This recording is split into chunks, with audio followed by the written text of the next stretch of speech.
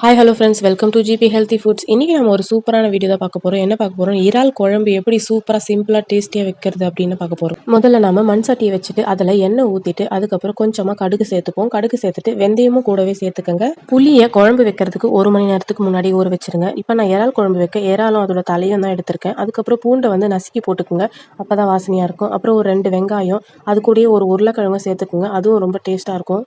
இது எல்லாத்தையுமே கொஞ்சம் நல்லா வதக்கிக்குங்க. இது கூடவே கொஞ்சமாக உப்பும் சேர்த்துக்குங்க, சீக்கிரமாக வதங்கிடும்.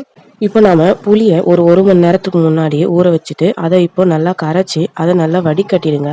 அதுக்கப்புறம் வீட்டு குழம்பு மிளகாத்தூள் ஒரு 3 ஸ்பூன் போட்டுக்குங்க, ஒரு 3 தக்காளி போட்டுக்குங்க. அதை நல்லா கையை விட்டு நல்லா கரைச்சி விட்டுக்குங்க, அப்போ தான் டேஸ்ட்டு நல்லாயிருக்கும். இப்போ நாம் கரைச்சி வச்ச புளி கரைசலை வதங்கின வெங்காயத்துக்கூடயே சேர்த்துப்போம். இந்த குழம்பு நல்லா கொதிச்சு சுண்டி வந்ததும் நாம் குழம்பை இறக்கி வச்சுருவோம். இதே மாதிரி நீங்களும் ஒரு தடவை செஞ்சு பாருங்கள், எல்லாருக்குமே ரொம்ப பிடிக்கும். ஓகே பாய், நாம் அடுத்த வீடியோவில் பார்க்கலாம்.